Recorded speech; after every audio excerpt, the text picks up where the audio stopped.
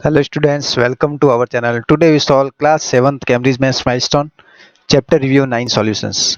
Chapter 9 congruency of triangles. So this is a part 1. In this video we solve MCQ questions of chapter review. Before we start, please subscribe to my channel and share the videos with your classmates or friends. So start by question number 1 of chapter review, multiple choice questions. If question number 1, if two space है equal areas then they are congruent. तो two इसकी जगह पे क्या आना चाहिए, rectangles. अगर rectangles आएगा तो देखिए if two rectangles have equal areas then they are congruent. तो ऐसा कोई फिक्स नहीं है कि टू रेक्टेंगल्स होंगे। मान लीजिए ये टू रेक्टेंगल है, ठीक है, 4 4 2 2, तो इसका एरिया एरिया आ गया हमारा 8। उसके बाद ऐसे भी होता है एक रेक्टेंगल, ठीक है, जैसे रेक्टेंगल के वो जिसका एरिया और भी हमारा हो जाएगा, जैसे ये 8, ये भी 8, ये 1 और ये, तो इसका भी एरिया 8 सेंटीमीटर। क्या दोनों कॉन्ग्रुएंट होंगे? क्या नो, क्योंकि दोनों की साइड्स जो लेंथ एंड ब्रेथ है दोनों की डिफरेंट डिफरेंट है, तो रेक्टेंगल के लिए ये फॉलो नहीं होगा। इसके बाद एक स्क्वायर्स, तो कोई भी स्क्वायर होगा जिसका एरिया अगर इक्वल है तो वो तो फिक्स है, कॉन्ग्रुएंट होंगे ही होंगे। तो इसके लिए ओनली बी ऑप्शन राइट होगा, ओनली बी राइट होगा। ए ऑप्शन रॉन्ग होगा और सी भी रॉन्ग होगा। तो बी ऑप्शन ओनली स्क्वायर्स के लिए, ये अगर दो स्क्वायर्स का एरिया इक्वल है तो वे कॉन्ग्रुएंट होंगे, ये फिक्स है। Next question number second, if triangle LMN congruent triangle XYZ then which of the following statements is true. तो ये LMN है और सेकंड ट्राइंगल है हमारे XYZ, तो कौन सा स्टेटमेंट ट्रू है? NL इक्वल XZ, तो NL इक्वल XZ, तो ये NL इक्वल XZ। उसके बाद देखिए बी जो सेकंड है MN equal YZ, MN equal YZ। उसके बाद C angle L equal angle Y, angle L equal angle Y, ये तो नहीं है इक्वल इक्वल। इसके बाद एंगल LM साइड इक्वल है क्या YX के, जो LM है वो इक्वल है क्या XY के या YX के। उसके बाद ये कह रहा है then which of the following statement is correct. NL equal XZ, ठीक है। इसके बाद जो दोनों कॉन्ग्रुएंट साइड में, ये भी हमारा राइट है। MN equal YZ, MN equal YZ, ये भी इसके, अगर इस ट्राइंगल की बात करें तो ये भी राइट है। उसके बाद एंगल L भी X का राइट है। उसके बाद LM इक्वल टू YX, तो इसमें देखिए जो सी ऑप्शन है angle L equal angle Y, angle L equal angle Y। तो अगर ये बाकी वाली साइड्स इक्वल होगी तो जो एंगल L है वो इसके इक्वल नहीं होगा। तो और इसमें देखिए बाकी तीनों ऑप्शन राइट है, लेकिन यहाँ पे लिखिए इज नॉट करेक्ट, ऑप्शन में हो जाएगा यहाँ पे चेंज नॉट करेक्ट। तो ये जो एंगल L है वो एंगल Y के इक्वल नहीं होगा। बाकी देखिए साइड्स, तीनों साइड्स है तो इक्वल ही रहेगी, ठीक है। तो इसमें ये सी ऑप्शन होगा, क्योंकि हमने जो ट्रायंगल बनाया उसके अकॉर्डिंग जो L और X होने चाहिए करस्पॉन्डिंग, लेकिन ये कह रहा है L और Y, तो L एंड Y करस्पॉन्डिंग नहीं होंगे, तो यहाँ पे आप चेंजेस कर सकते हैं। Next question number 3, by which criterion can two triangles not be congruent. तो कौन सा क्राइटेरियन जिसपे ट्रायंगल्स हम कॉन्ग्रुएंट प्रूफ नहीं कर सकते हैं। तो देखिए ट्रिपल ए रूल, जो ट्रिपल ए रूल है वो होता है क्या, कभी आपने देखा क्या तीनों एंगल इक्वल होंगे? तो ये ट्रिपल ए रूल होता ही नहीं है। उसके बाद साइड साइड ए यानी एंगल रूल्स भी नहीं होता है कॉन्ग्रुएंसी के लिए। और SSA यानी साइड साइड एंगल, ये भी नहीं होता है। जो एंगल साइड है वो हमारे होता है। जो क्वेश्चन नंबर 3 है उसमें जो हमारा डी ऑप्शन हो जाएगा करेक्ट, यानी ये दोनों रूल नहीं होते कॉन्ग्रुएंसी के, ये रूल होता है। Next question number 4, in triangle ABC and triangle GHI, angle C equal angle G equal 45 degree, BC equal HG, CA equal GI. So we can say that triangle ABC congruent triangle GHI, triangle CAB congruent triangle GHI, triangle BCA congruent triangle HGI। तो देखिए हम diagram बनाते हैं। तो देखिए मैंने यहाँ पे दोनों एंगल बनाए, ये ट्रायंगल बनाए जिसमें ये एंगल सी और एंगल जी इक्वल है 45 डिग्री, BC इक्वल है HG के और GA ये इक्वल है AC के, यानी साइड एंगल साइड रूल इसमें लग रहा है BCA में। तो ट्रायंगल कौन कौन सा हो जाएगा? जो ट्रायंगल BCA है वो कॉन्ग्रुएंस होगा ट्रायंगल HGI के, ये हो जाएगा इसका answer. Next question number 5, question number 5 में देखिए triangle PQR and triangle XYZ, angle Q equal angle Y equal 90 degree, PR equal XZ and QR equal YZ। तो triangle ABC triangle GHA by कौन से, यानी जो ट्राइंगल एबीसी है congruence है triangle GHI के बाई कॉन्ग्रुएंसी। तो congruency का कौन से रूल से ये बन रहा है, तो जो फिफ्थ है उसमें देखिए 90 डिग्री एंगल आ रहा है, यहाँ पे 90 डिग्री एंगल आ रहा है, इट मीन कौन सा रूल लगेगा हमारा, आरएचएस रूल। तो ये हो जाएगा हमारे फिफ्थ में C option right. Next question number 6।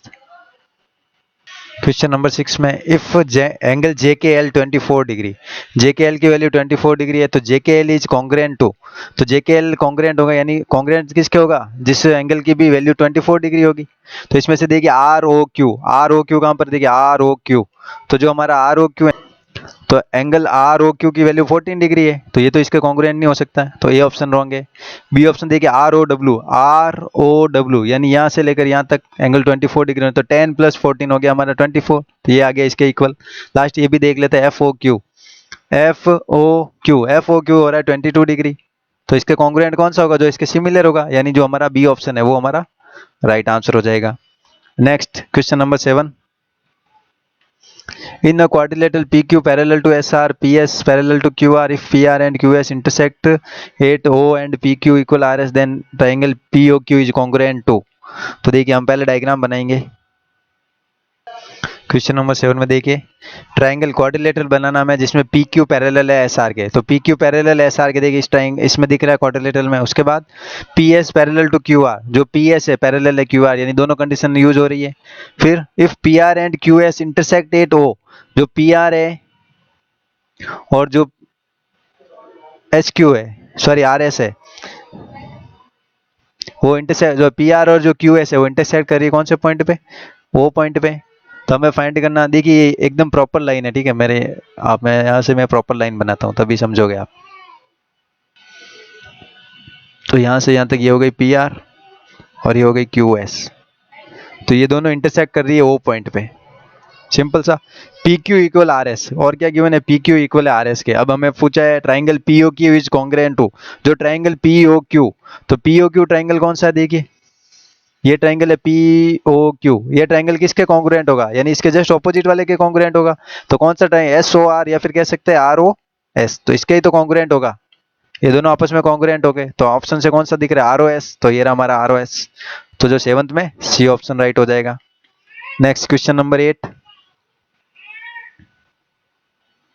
Question number 8, triangle XYZ, in triangle XYZ, ये रहा XYZ, ठीक है, Z के ये है X, ये Y और ये Z के परपेंडिकुलर टू XY, Z के XY के परपेंडिकुलर, इट मींस ये हो गया हमारा Z के इसके परपेंडिकुलर है, and YL perpendicular to XZ, तो ये हो गया YL।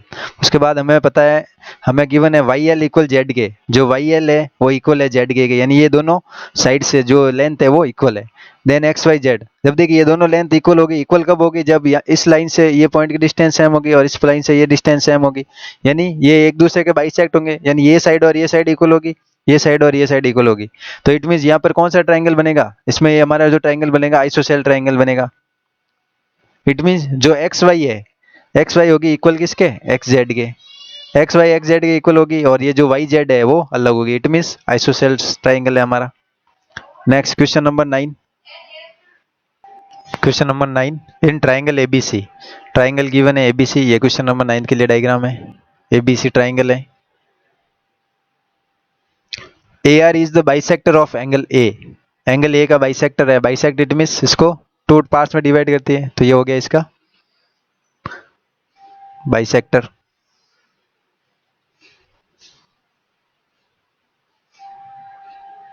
ये हो गया AR, ये इन दोनों एंगल्स को इक्वली पार्ट्स में डिवाइड करता है, ये बाइसेक्टर है। एंड आइसोसेल्स, ये ट्राइंगल आइसोसेल्स है।